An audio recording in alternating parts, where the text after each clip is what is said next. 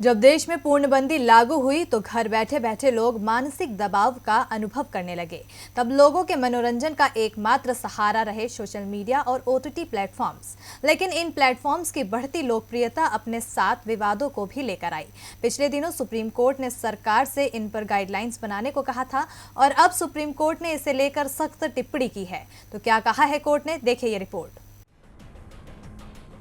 स्वास्थ्य मुसीबत के दौर में घर में समय बिताने के लिए भारत की जनता ने कई चीजों का सहारा लिया, जिसमें सोशल मीडिया के अलावा ओटीटी प्लेटफॉर्म्स प्रमुख रूप से शामिल रहे, जिस कारण इन प्लेटफॉर्म्स की लोकप्रियता भी तेजी से बढ़ी और साथ ही बढ़ा इनका गलत इस्तेमाल, जिसे देखते हुए सुप्रीम कोर्ट ने अगले 3 महीने में केंद्र सरकार को सोशल मीडिया प्लेटफॉर्म्स के रेगुलेशन को लेकर गाइडलाइंस तैयार करने को कहा था।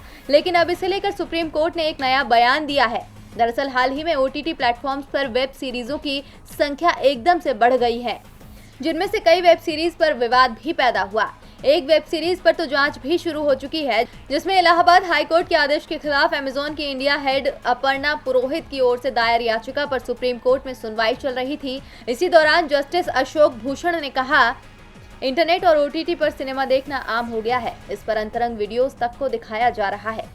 वहीं सुप्रीम कोर्ट ने गुरुवार को ओटीटी प्लेटफॉर्म्स की स्क्रीनिंग को जरूरी बताते हुए कहा कि ओटीटी प्लेटफॉर्म्स के प्रोग्राम की निगरानी के लिए व्यवस्था की जरूरत है। सुनवाई के दौरान सुप्रीम कोर्ट में अपर्णा पुरोहित की ओर से पेश हुए वरिष्ठ वकील मुकुल रोहतगी ने कहा कि हमारे खिलाफ करीब 10 केस दर्ज किए गए हैं, जबकि वो केवल एक कर्मचारी हैं, न कि प्रोड्यूसर, जो कि ओटीटी प्लेटफॉर्म्स पर वेब सीरीज की स्ट्रीमिंग करते हैं।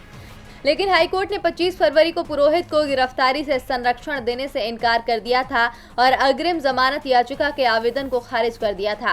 वहीं पुरोहित की याचिका खारिज करते हुए हाईकोर्ट ने कहा था कि इस तरह के लोग बहुसंख्यक समुदाय के धर्म के प्रतिष्ठित चेहरों को बेहद खराब तरीके से पैसा कमाने का जरिया बनाते हैं और देश की सहिष्णु परंपरा का फायदा उठाते हैं।